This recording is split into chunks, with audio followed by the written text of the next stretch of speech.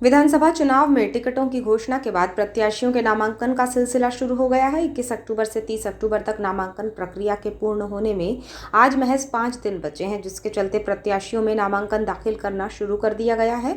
अभी तक जिले में भाजपा और कांग्रेस के चुनिंदा प्रत्याशियों द्वारा नामांकन किया गया है और आगामी 27 और 30 अक्टूबर को राजनीतिक दलों के प्रत्याशियों द्वारा नामांकन दाखिल किया जाएगा। बालाघाट से कांग्रेस प्रत्याशी आगामी 27 अक्टूबर को अपना नामांकन कांग्रेस पार्टी नेताओं, पदाधिकारियों, कार्यकर्ताओं और समर्थकों के साथ दाखिल करेंगी। इससे पहले मेन रोड स्थित पूर्व विधायक अशोक सिंह सरस्वार के निवास स्थान से सुबह 11 बजे नामांकन रैली निकाली जाएगी, जिसको लेकर आयोजित प्रेस वार्ता में कांग्रेस प्रत्याशी श्रीमती अनुभा मुंजारे ने पूरी जानकारी देते हुए बताया कि नामांकन रैली में जिला प्रभारी आलोक मिश्रा, विधायक संजय उइके, हिना कावरे, तामलाल सहारे सहित जिले के कांग्रेस पदाधिकारी, कार्यकर्ता और बड़ी संख्या में समर्थक मौजूद होंगे।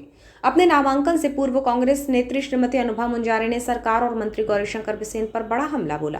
कांग्रेस प्रत्याशी अनुभा मुंजारे ने कहा कि प्रदेश में 18 सालों से काबिज भाजपा सरकार के कुशासन, महिला उत्पीड़न, आदिवासी अत्याचार, महंगाई, भ्रष्टाचार और घोटाले से प्रदेश की जनता परेशान और त्रस्त हो चुकी है, जिसने इस बार प्रदेश में सत्ता परिवर्तन का मन बना लिया है। हम सब इस परिवर्तन में एकजुट होकर लोकतांत्रिक अधिकारों के साथ तानाशाही सरकार को उखाड़ फेंकने की जिम्मेदारी उठाएं। जैसा कि हम सभी जानते हैं कि मध्य प्रदेश में परिवर्तन की लहर है और भाजपा के भारतीय जनता पार्टी के 18 साल के जो कुशासन से जनता त्रस्त है, परेशान है। महिला उत्पीड़न की बात हो, चाहे आदिवासियों पर अत्याचार के मामले हो, महंगाई का मुद्दा है, भ्रष्टाचार का मुद्दा है, घोटालों की बात हम करें तो हर चीज़ में भारतीय जनता पार्टी ने जनता को त्रस्त करके रखा है और इससे मध्य प्रदेश की जनता बहुत हलाकान है और परिवर्तन चाह रही है। ऐसा समझ में आ रहा है, आप सभी हम सभी देख रहे हैं कि परिवर्तन होना निश्चित है।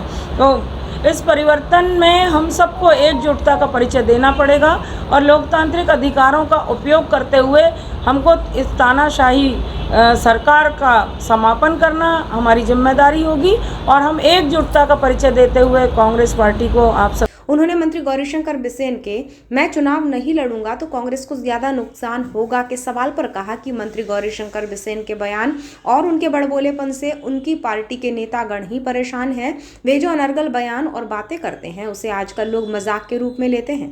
उन्होंने जो बोलना है वो बोलें, लेकिन अब तक जो उनकी चली है और 36 सालों की राजनीति में वे 7 बार विधायक, 2 बार सांसद और कई बार मंत्री रहकर भी अपने विकास के वादों को पूरा नहीं कर पाए हैं, जिससे जिले की जनता परिचित है और इस बार उनकी हार सुनिश्चित है। जनता इस बार कांग्रेस के पक्ष में जनादेश देगी और ये क्या सोचकर उन्होंने बोला ये तो वही जाने, लेकिन उन्हें अपनी हार सामने नजर आ रही है।